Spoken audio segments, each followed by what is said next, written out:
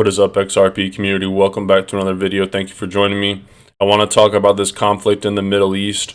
I found a document as well, the Federal Reserve talking about RippleNet and implementing that with FedNow. It's not clickbait. I've never seen this document before. You can skip to the end if you want to see that now.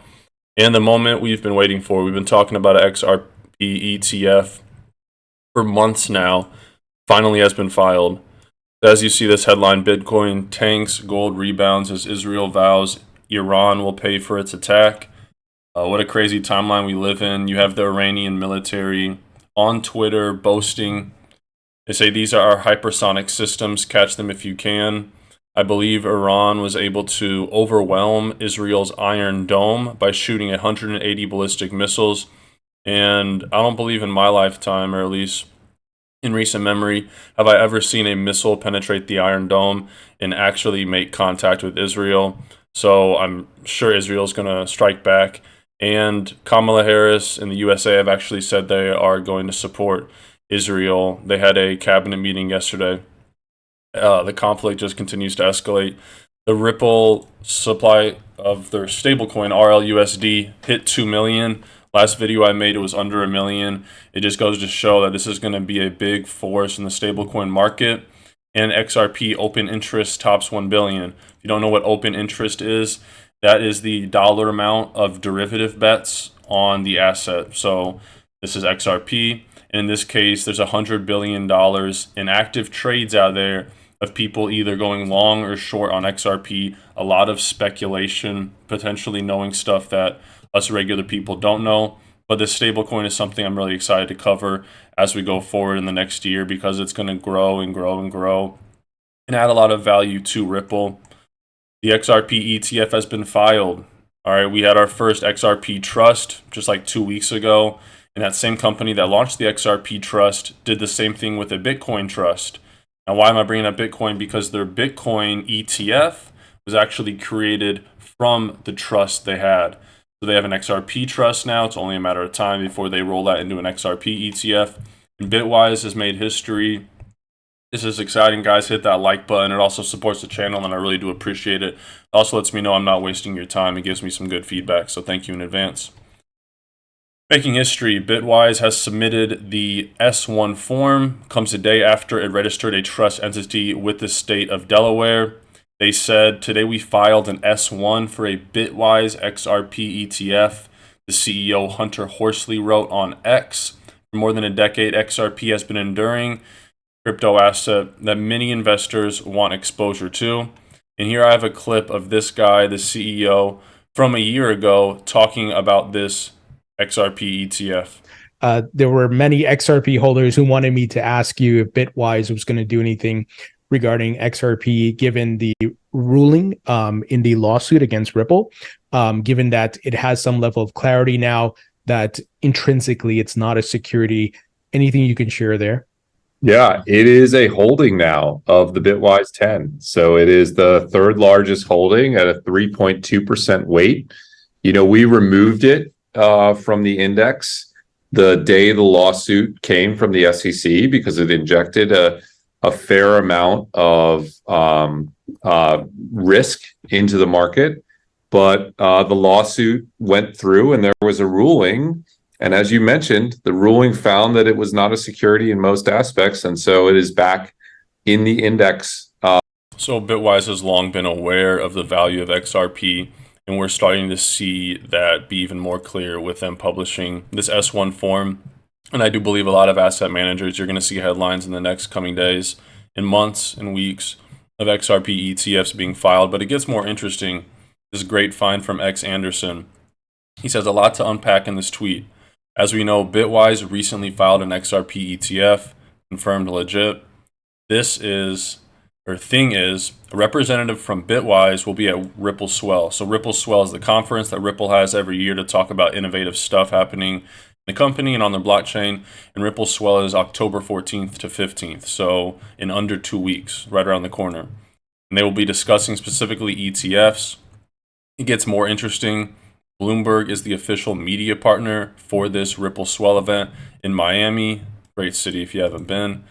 The guy from Bloomberg is Eric Balchunas, and he's an ETF analyst. When Ripple swell was announced, Brad Garlinghouse mentioned Bloomberg as the media partner in his tweet.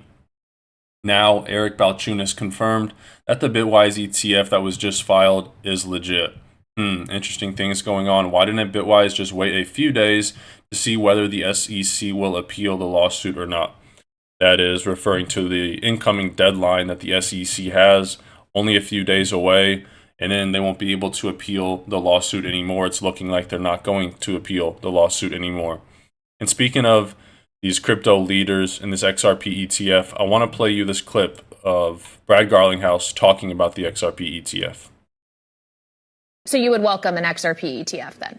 We would certainly welcome it, and I think it's inevitable that there'll be, multiple ETFs around different tokens. And I think you'll even see ETFs potentially around baskets that also, I think, further diversify that risk. Are you in talks with the largest issuers, particularly BlackRock, to get this done?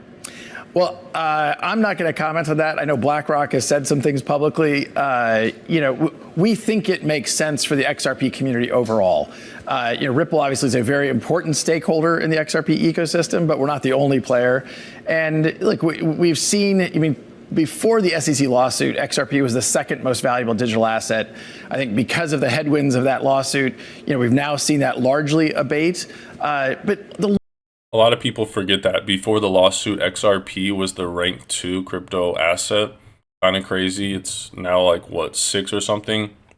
But this ETF is only going to be the first of many. Brad Garlinghouse says, first Bitcoin, then Ethereum. It was only a matter of time.